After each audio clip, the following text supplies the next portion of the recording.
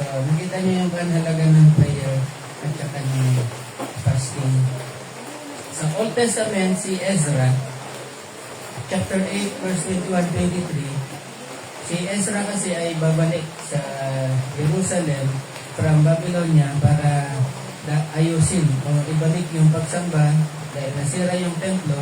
So sabi verse 21, doon sa pampang ng ilog Ahaba, sinabi ko sa buong grupo na kaming lahat ay mag-aayuno at maninikluhod sa harap ng aming Diyos upang hilingin sa Kanya na patnubayan kami at ingatan sa paglalakbay, pati na ang aming mga anak at mga ari-ari. So, nag-declare ngayon si Ezra ng fasting para gabayan sila from kanilang paglalakbay mula sa Babylonia papunta sa Jerusalem. Gabayan sila and at the same time, ingatan sila ng Panginoon. Dahil ang purpose nila is pupunta sa Jerusalem at establish or rebuild. Si Ezra ang nag-rebuild ng templo na sinira. Yung ginawang templo ni Solomon, sinira yun ng Assyrians at nirebuild ni Ezra.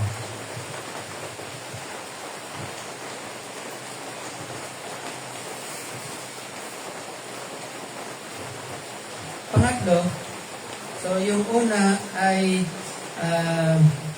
makatulong sa atin yung fasting para sa ating revival, sa ating buhay spiritual at paglagong spiritual. Pangalawa, makakatulong ito para makatanggap ng malinaw na revelation or direction mula sa Diyos. And pangatlo, ang pag-ayuno makakatulong ito sa pagpapalaya ng mga bandages sa ating buhay, mga spiritual bandage. Ang tanong, ano-ano ba yung mga nagiging bandage sa atin? Of course, number one dyan, yung bisyo. But ang kaya nga siya tinawag na bisyo, vice. Kasi hindi mo siya kayang tanggalin sa iyong sarili. Ito ay isang uri ng bandage or pang-aalipin. Ano-ano ba yung mga bisyo? Alam niyo na yun. Yung mga yan ay hindi, kahit na sabihin mo na, ay, isa lang naman to, or konti lang to, hindi mo gagawin yun sa iyong sarili lang. May nagdidikta sa iyong isipan na, ay, kaya. Naranasan ko yung mga yan, yung magsigarilyo, uminom. Merong time na, dahil nasa radio station uminom, sa isang radio station sa Bago, libre-libre yung kung hala. Uwi sa bahay, kasi susuka sa daan, sabi ko, hindi na ako inom. Hindi na ako inom.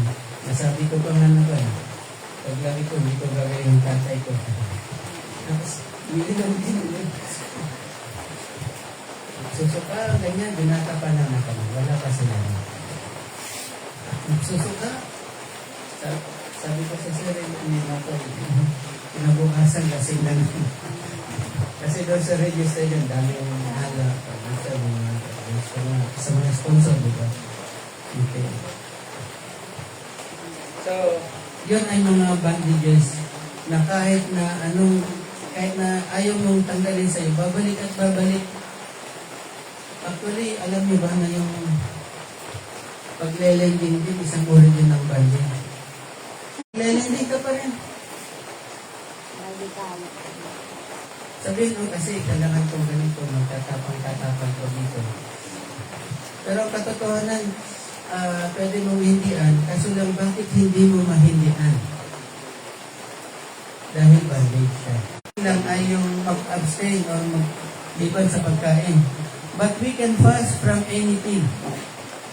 If we love music and decide to miss a concert in order to spend time with God, fasting din yan. Halimbawa, mahilig sa nanood ng concert, siguro hindi naman sa atin, dahil mahal. Pero yung kung mahilig kang gano'n, tapos meron kang in-escape na concert, o di ba, manood ng sine, meron kang in-escape para lang mabigyan mo ang panahon ng Panginoon. Halimbawa, yung pag-attend din ng mga birthday ka na, pwede ka rin mag-fasting sa January. Okay? Minsan-minsan lang ng birthday. Minsan lang ng birthday sa mga.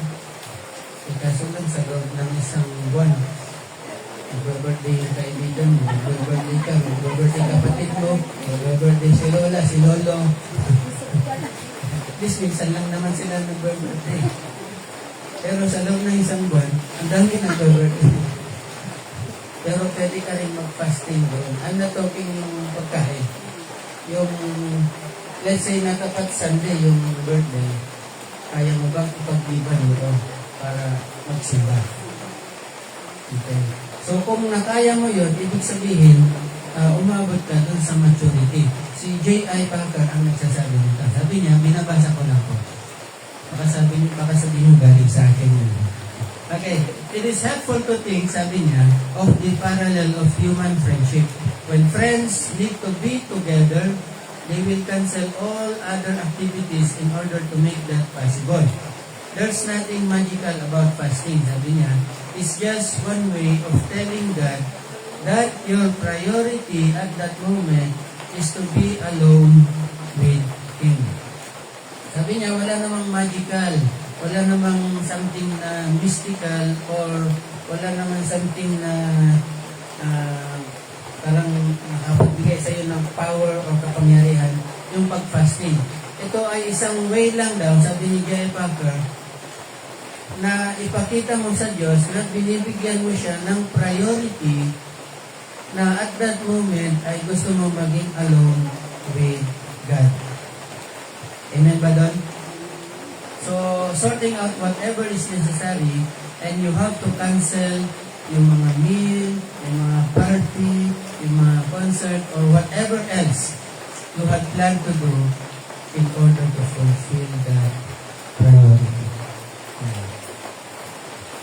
Mahinig kayo. So, in conclusion, once again, ang issue dito ay ang kalalagayan ng puso ng isang disipulo. Hindi lang sa pag-ayon. Magmula nung sinimula ng Panginoon Jesus, yung pagbibigay, yung pananalangin, yung pag-ayuno, lahat ng yan ay hindi siya masama. It's just a matter of the attitude ng heart. Okay? So, actually, ito yung general context.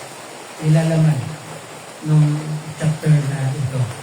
Ang pinapakita ng Panginoon na expected sa atin ang magbigay, manalangin, mag-ayuno, pero dapat sa tamang attitude ng puso. Okay? So, ano nga ba ang attitude ng iyong puso? Kapag ginagawa mo ang mga disiplinang ito. Pwede natin gawin ang mga ito ng may sigasig, at maaari din na pag ginagawa mo yan is pwedeng papurihan ka ng mga taong nakakakita sa iyo dahil sa pagiging religyoso mo. Subalit, nakikita ng Diyos ang bawat nasain ng iyong puso at hindi niya gagantimpalahan yung maling attitude sa yung maling puso sa pananalangin, sa pagbibigay at sa pag-ayuno. So, ang nais ng Panginoon Jesus na ma-accomplish, kaya niya sinasabi ang mga bagay na to dito sa chapter 6 ay para makita kung gaano katotoo yung pagsunod natin sa Diyos. Gaano ba yan katotoo? Sapagkat sa katotohanan, di ba, madali yung magpakita ng pagiging religyoso. Kaya nga may kantang ko na. Yung santong bahayo banal na. So, kaya nabuo yung kantang yun eh. Kasi napakadali ang magpakita na religyoso ka. Magdamit ka lang ng barong ka. Napakadali ang magpakita ng pagiging religyoso. Madali din, actually kung tutusin ay madali yung tumayo, manalangin, madali yung magpunta, magsimba, magbasa ng Biblia, sila magbigay o magkawang gawa, etc. etc. At, take note, pwede mo rin itong i-justify. Paano? Pwede mong sabihin, Pastor, kaya ako nagbabasa na nakikita nila, para makita nila na nagbabasa, gayahin nila magbabasa rin ako ng Biblia. Di ba?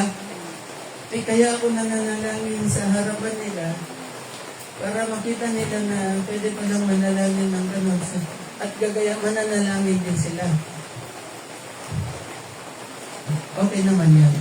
Yung justification niya, okay naman yun, diba? Yan naman ang purpose natin. Tayo ay maging asin, tayo maging ilaw. Pero wag mong sadyain ko naman na nagbabasa ako para makita na nagbabasa ako ng Biblia. Tapos nakita ka na nagbabasa ng Biblia, lumapit. Alam mo, kapatid, may problema ako. Hindi ko mo gusto.